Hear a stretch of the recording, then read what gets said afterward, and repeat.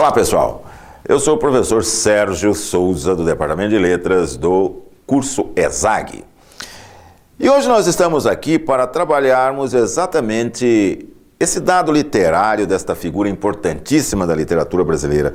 Um apanhado rápido sobre Joaquim Maria Machado de Assis.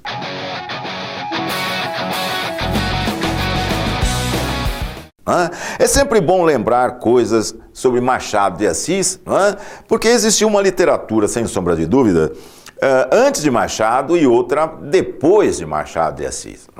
Então, o velho Machado de Assis, que começa a sua trajetória literária lá no Rio de Janeiro, publicando obras ao estilo romântico. Então, é muito importante saber que Machado começa, o grande nome realista, começa na literatura como um escritor romântico. Ideia desta época, A Mão e a Luva, Yaya Garcia e Helena.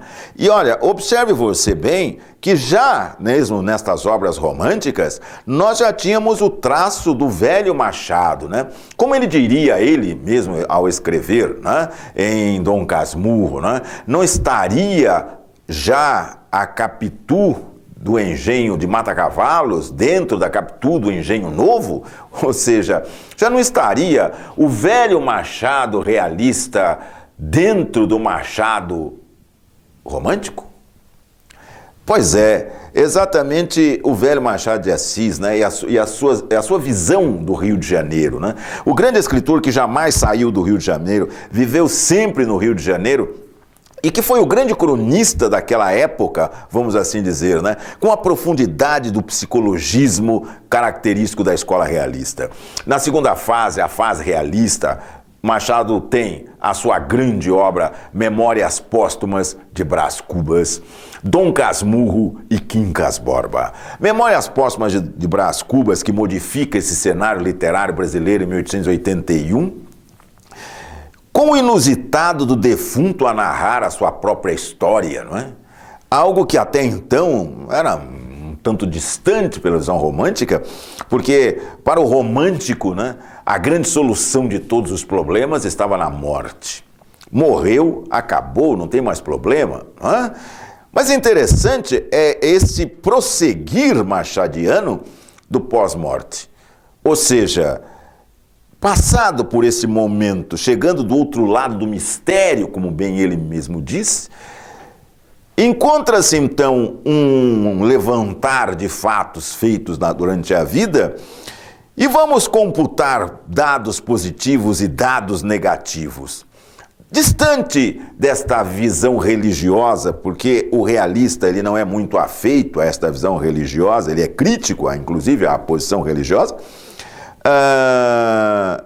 o que nós teríamos feito de positivo, o que teríamos feito de negativo e colocado na balança? Terá saldo ou terá míngua? Pois é, este é o fio condutor realmente de Memórias Póstumas de Brás Cubas, Lembranças após a morte de um brasileiro morto. É o que quer dizer exatamente esse Machado para ser lido nas entrelinhas, o que está aí, Memórias Póstumas de Brás Cubas.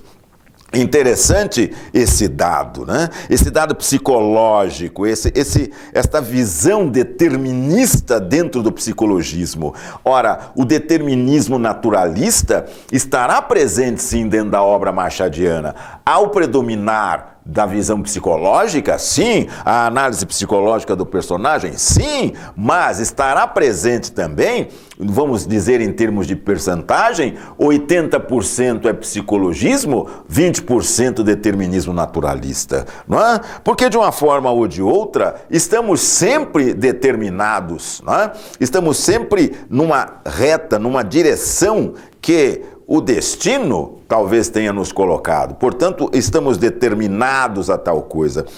Por mais que tenha evoluído todas as ciências, sejam psicológicas, sejam outras ciências sociológicas, nós, evidentemente, temos um fio condutor.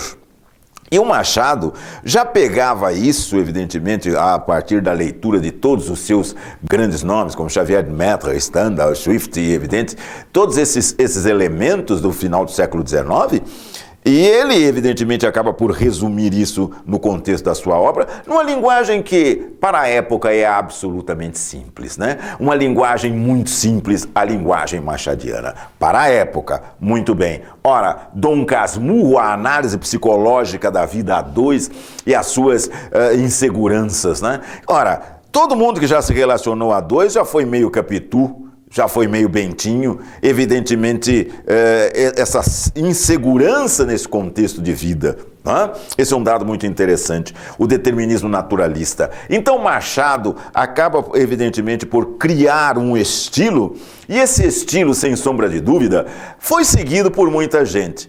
Mário de Andrade disse que depois de Machado, todos beberam na sua fonte. Mário de Andrade, que era uma das figuras, e que foi uma das figuras importantíssimas dentro do contexto, e que, sem sombra de dúvida, ainda o é na literatura brasileira, ele narra isso, ele sente esta influência machadiana. Então, vamos trabalhar com heranças, Vidas Secas de Graciliano Ramos, o grande Graça, né? O grande Graciliano Ramos, o grande escritor das Alagoas. Evidentemente, Graciliano Ramos, em Vidas Secas principalmente, e muitas outras obras, né? Como Angústia, em Luiz da Silva, mas só para citar a mais falada em termos de vestibular, Vidas Secas, não é? Ora, a família de Fabiano não está determinada, a família de Fabiano não sofre uma ação psicológica, não tem um determinismo e um psicologismo a agir no contexto da família? Ora, então, é uma herança machadiana, tanto isso é verdade que Graciliano é chamado, no seu estilo, de neorrealista, e englobando essa visão psicologista, essa visão do psicologismo de uma época e o determinismo característico do naturalismo também da mesma época. Ora, Clarice Lispector, por alguns chamada de o Machado de Saias, trazem a Hora da Estrela, principalmente, e em toda a sua obra, não resta a menor dúvida, todo esse traço psicológico, né? Em Laços de Família, por exemplo, né?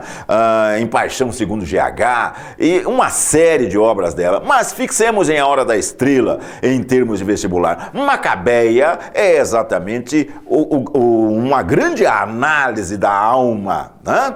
Uma análise desta alma simples, desta alma pobre, não é? Pobre não no sentido econômico, pobre no sentido de vida mesmo, né? Pobre de espírito, digamos assim. A grande Macabeia que não consegue subsistir. Ora, é um dado psicológico e ela está determinada a esta condição exatamente por ter vindo de onde veio, né, do alto sertão do Nordeste. Né? E isso é narrado com um certo desdém, digamos assim, pela Clarice Lispector, não um desdém no sentido, não é no sentido pejorativo, mas com como se fosse uma pessoa que estivesse à margem desse contexto. Por quê? Porque ela está determinada a esta situação. Então, Clarice é de fato uma herdeira da visão machadiana, assim como Lima Barreto, como Mário de Andrade e até o próprio Guimarães Rosa. O grande Guimarães Rosa, da cidade de Cordisburgo, no interior de Minas Gerais, e evidentemente de todas as suas obras, principalmente Campo Geral e Manuelzão e Miguelim, e a grande obra dele, Grande Sertão Veredas, né? Ora, Riobaldo, perturbado psicologicamente, perturbado pela ideia, perturbado pela luta, ele é perturbado por todas essas caracterizações e muito mais, né, dentro do contexto da obra. É uma obra com características filosóficas, assim como Machado traz uma grande gama filosófica no contexto da sua obra, e Graciliano assim o fez, e assim fez Clarice também. É só esmiuçar o contexto e nós observaremos isso.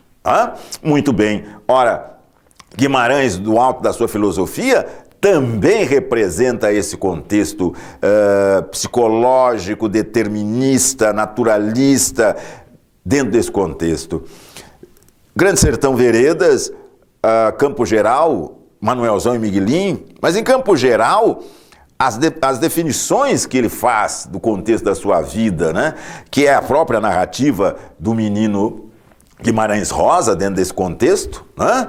Ora, E ele, apesar de todas as suas criações magníficas, maravilhosas expressões de Guimarães, ele traz dentro desse contexto a vovó Isidra, por exemplo, né? Vovó Isidra era magra, vovó Isidra era ruim, vovó Isidra era riscada de magra.